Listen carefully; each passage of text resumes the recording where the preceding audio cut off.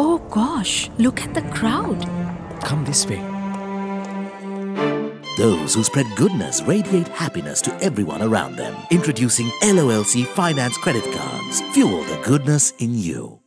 Welcome to LMDtv. I'm Ashwini Vethakan. Joining us this week on Talking Business is the Research Director for Verité Research, Subhashini Abeysinghe. Welcome to the show, Subhashini. It's good to have you with us. It's great to be here. Thank you for the invitation. Subhashini, could you give us a brief overview on the Environment Impact Assessment Framework practiced in Sri Lanka? So environment impact assessments are conducted by all governments, countries, just when they're doing development projects to basically identify, forecast and mitigate the potential negative impacts on environment. So in Sri Lanka also a regulatory framework requires that the project proponents or the government agencies that propose projects to carry out environment impact assessments before they even make a decision on doing a project. So actually whether to go ahead with the project or not depends, should ideally, in ideal scenario, should be dependent on environment impact assessment.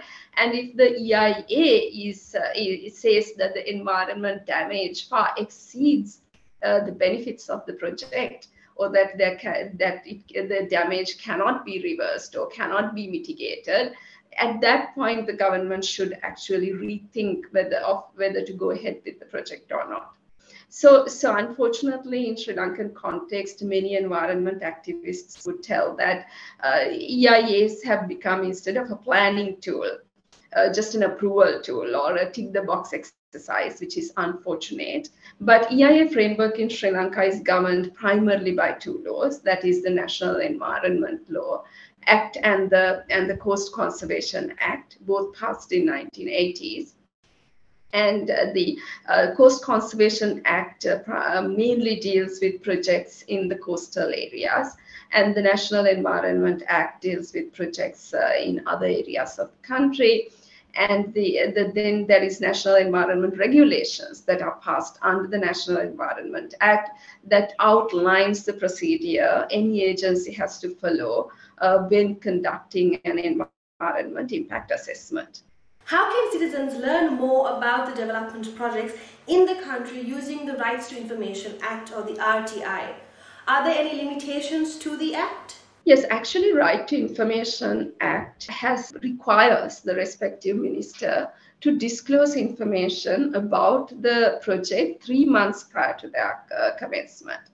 And later in Regulation 20, passed under the Section 41 of the Act, they even require the ministries to publish information in relation to procurement process, decision making, and even contracts signed and the approvals given. So it's quite comprehensive. And later there is a circular that even lists out the type of information that the ministry should be proactively disclosing. These include total cost estimates, expected duration of the project, name of the funding agency, loan amount, interest rate, project components, expected benefits, implementing agency, name of the contract, value of the contract. So quite a comprehensive list of information. But unfortunately, we see the compliance with these requirements, especially the proactive disclosure requirements, to be significantly low.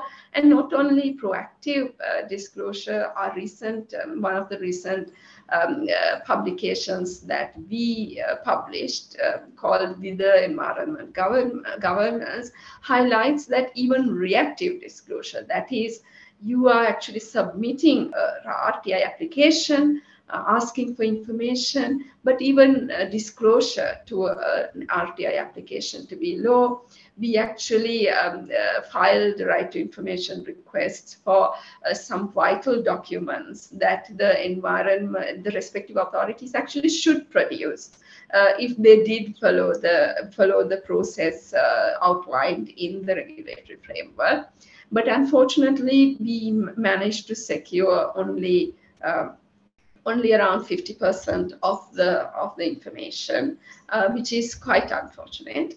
And when you are asking Ashwini about the difficulties that we face in getting information through the right to information, one of the major difficulties exacerbated with the COVID as well is timelines.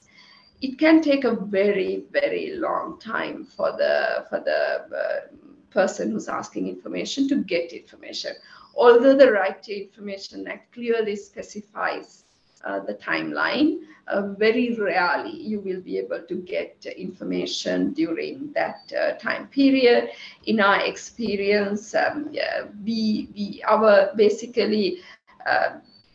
the number of days, for example, if you take the number of days, there were instances where over 150 days were taken to get this information, whereas ideally you should get your information within 28 days. And because of COVID, we even extended the time period to 48 days, but only a very few agencies managed to give us information within the time. And with certain agencies, even after 160 days, we are yet to receive the complete information. And the other shocking finding for all of us was the fees charged to give information. Normally, the RTI Act prescribes that actually, if the authorities have to photocopy the documents, they can charge a photocopy fee, and the fee that is stated in the RTI Act is ₹2. And actually, most of the agencies that did give us information either gave them free or charged us ₹2 for photocopies. What was shocking was how much the Sri Lanka Ports Authority asked us to pay for the information. They said they have the information, but we have to pay $2 per side of the page to get the information. And that is shocking and prohibitively high, and entirely undermines the right given by the RTI Act for the public to access information that is held by the public authorities. And this is in relation to environment impact assessments, and to have to pay $2 per side, and at today's exchange rates, it is over ₹400. And what is really interesting is they have quoted these fees in dollars, which means with the depreciation of the rupees, the cost of information keeps on increasing. And currently we see significant depreciation of the rupee, and that means the costs keep on rising for the Sri Lankan public to get access information held by the Sri Lanka Ports Authority. And that really undermines the access to information, and we find it highly problematic. In your view, how crucial is public participation in development projects for the economic growth and development of the nation? Yes, actually in Sri Lanka, public participation unfortunately is viewed with a bit of skepticism. That is unfortunate, because I think people do not seem to, or the authorities do not seem to realize the value of public participation. And that also public participation seems to have become again a window dressing exercise than a genuine effort. One of the most obvious benefits, Ashwini, is that, I mean, look at today's, in the public domain, the public outrage against certain development projects. Actually, if you had public participation and high levels of information disclosure from the inception of the project, it allows public to build confidence, and that actually blocks the project, which can have a lot of additional costs, right? Because once a project has commenced, and we are talking about public infrastructure projects, this is public money. If you have to either stop or reverse the project that has already commenced, you may lose the money that you have already spent if you had to stop it entirely. Otherwise, if you have to reverse or change the plans, you have to incur additional costs, and these are all public money. And all of this could have been prevented if the public concerns were heard at the very beginning. If public were given an opportunity to participate and know better about the project and whatever measures that has to be taken, and also if it would reduce the probability of the authorities, the respective implementers, missing certain concerns of the public and failing to incorporate those concerns and considerations into the project. So these costly delays and reversals and revisions can be avoided if public participation happens from the beginning, early stages of the project. And on that note, we'll be going in for a short break.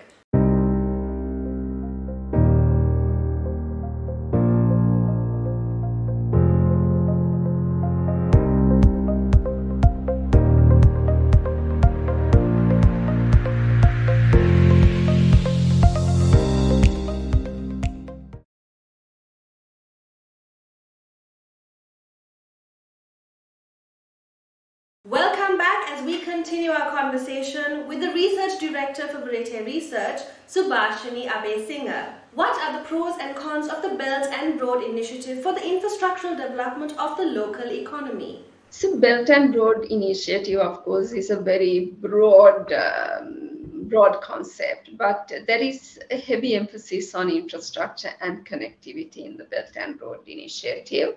So personally, I believe that Belt and Road Initiative does provide funding for a much needed area, that is infrastructure. So there is a lot of research out there that shows if you look at the required infrastructure development in most developing countries, the current available funding, whether it is by the respective governments or bilateral and multilateral donors, is not sufficient to meet the requirements.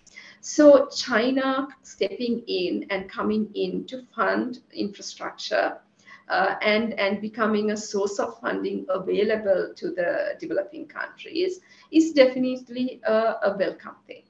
And secondly, we all know, especially when we live in Asia, South Asia, we know connectivity is a major problem, right? From roads to highways to ports to airports to a lot of connectivity issues is a major constraint that prevents the Asian countries from actually doing better economically and being more economically connected, trading more, investing more with each other. So there is definitely a lot of room to improve transport connectivity within the Asian region. Especially compared to Europe and other places, Asia has a lot of catching up to do, and South Asia in particular. So when you look at these, the Belt, from a very macro perspective, Belt and Road Initiative does seem to address some of the important concerns that the Asian region had in relation to infrastructure and connectivity. But of course, what is really important is the governance aspect of it. So governance has two types we can address infrastructure governance in two ways. One is actually the recipient country, the government, having very sound, robust regulations and systems that ensures that the projects undertaken, the decisions made to select project A over project B is done with the objective of maximizing benefits to the country and its people. Now, just like I discussed with you previously, Sri Lanka's regulatory framework has many gaps and weaknesses that potentially that risk these projects. Risk projects being implemented without that does not necessarily benefit the people or reduce the potential benefits we can have from these projects. So that one area that we need to really improve is addressing the gaps and weaknesses in our own regulatory frameworks. In terms of foreign loans taken for infrastructure development, what is the major issue the country is facing? That's a very interesting question, Ashwini, because a study we currently did, which is titled Non-Concessionality of Concessional Loans, actually looks at that particular problem. So what we did is we analyzed 50 concessional loans taken by the Sri Lankan government during 2005 and 2018 to fund infrastructure. And these type of loans, what we realize is risks the country from implementing projects at a higher cost than they should have if they had the option of going for international competitive bidding. And we realized that out of the 35 high-value bilateral loans that we studied, 28 were these type of tight loans. And another concern we had when we analyzed these loans is some of these loans went to fund projects that originated as unsolicited proposals from the contractors of the country of the origin. There were 13 loans that funded such proposals, and 12 of them came from China and was funding contracts, funding unsolicited proposals submitted by Chinese contractors. What is problematic in this is unsolicited proposal is a proposal that a private party brings to the government agency on their own. So this is not in response to a request for a proposal. Now, even if you say that there is limited competition by limiting the ability to submit bids to the contractors of the country of origin, there is some level of competition there, depending on the number of contractors that in that country that can actually bid for this project. But in the case of unsolicited proposals, there is no such competition. Although Sri Lanka's regulatory framework says that unsolicited proposals eventually should be actually put out there and allow other people also to bid, we do not seem to follow that process. And this is highly problematic because your competition is significantly limited. And in relation to unsolicited proposals, unfortunately in Sri Lanka, our regulatory framework is quite weak. And unsolicited proposals in general across the world has a tendency to be less transparent and is most highly, there is the likelihood of these projects being subject to corruption and malpractices is found to be quite high. So these limitations in the terms and conditions imposed by the lending country or the lending organization in the loan agreement that limits your ability to go for competitive bidding and select the best contractor and the products that really bring the highest value for money for the country, we found to be highly problematic, and that can significantly erode the financial concessionality of such loans. Therefore, it is very important that Sri Lanka strengthens its regulatory framework and increase the transparency to ensure when we do borrow that there is a better, a more robust data-driven scientific process of making decisions. Right now, it seems that quite a lot of these projects go through with cabinet discretion, which basically without going through the proper regulatory framework, because the cabinet can take certain decisions and has been given the space to overrule some of the regulations or adhering to some of the regulations in the process. Well, this has been an interesting conversation and has definitely shed some light on the public's right to information. Thank you for joining us on the show this evening, Subhashini. Thank you very much for the invitation. It was a pleasure to be here. Coming up, we have the latest updates from Life on Earth. Stay tuned. You love the feeling of being renewed. To stay beautiful every single day. To breathe just like we do. Because you are truly delicate. Protecting the ones who've been with us through the years. With Sayalac Care, the only wood coating that truly protects you.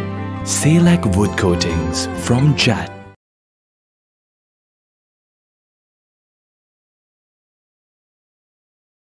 Welcome back to the show, and here's the latest from Life on Earth. The pandemic has impacted employment opportunities, worsening conditions for people at the mid-career level and others, according to the Generations Meeting the World's Mid-Career Moment report. It notes that 37% of mid-career switchers and more than half of mid-career job seekers say that COVID-19 has had a major impact on their employment status. Additionally, 56% of employers believe their employees have a worse work-life balance due to the pandemic, while 58% of hiring managers in small companies say workers face more mental health challenges. Despite employers recording strong job performances from employees over the age of 45, hiring managers have negative perceptions about this age group, with the main concerns being the reluctance to try new technologies, the inability to learn new skills, and difficulty working with other generations. As for the preferred training among mid-career switchers, 27% of respondents point to in-person or vocational training, followed informal learning at 22%, online courses with certification at 16%, employer-provided training at 16%, bachelor's degrees at 7%, and doctorates or masters at 5%. Most mid-career job seekers at 71% view their age as a barrier to employment, compared to 53% of mid-career switchers.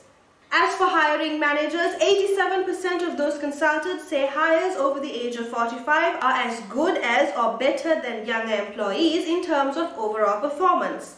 78% of hiring managers have favorable perceptions of applicants who possess experience in a previous job with adjacent skills to the role being considered. On the other hand, nearly 3/4 of mid-career switchers believe training helped them secure new jobs. The report also reveals that 42% of respondents over the age of 45 are excited about pursuing training. Meanwhile, 80% of graduates over the age of 40 retain their jobs 6 months after beginning work, compared to 73% of all graduates. And that's all we have for this week. Don't forget to subscribe to our YouTube channel and follow us on Facebook and Twitter. Thank you for watching, and stay safe.